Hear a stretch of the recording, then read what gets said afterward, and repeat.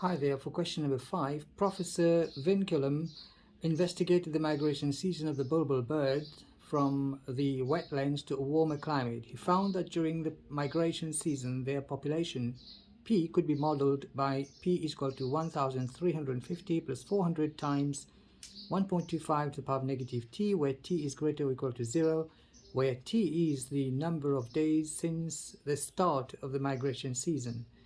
Find the population of the bulbul bird at the start of the migration season. At the start, I would say that t is equal to 0.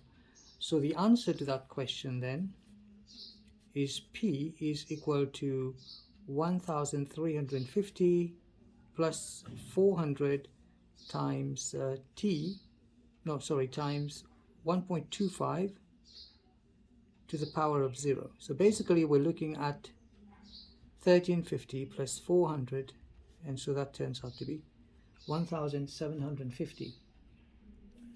So now A part 2 of the question, we need to find the population of the bulbul birds in the wetlands after 5 days.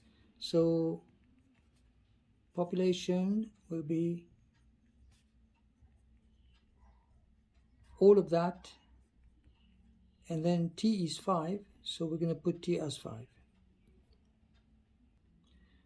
So if you were to do this on your calculator, you should be able to get 1481.072 and so on. So we're going to say then 1480 to round this to 3 significant figures. For part B of the question, calculate the time taken for the population to decrease below 1400. Population should decrease below 1400. So part B, we have 1400 is equal to 1350 plus 400 times 1.25 to the power of negative t. So rearranging all of that, 1400 minus 1350, and then you divide by 400, because when this goes on the other side can get divided after this has gone there, and I've got 1.25 to the power of negative t. So this comes to negative t is equal to, before we do that, we can probably, oh, hang on a second.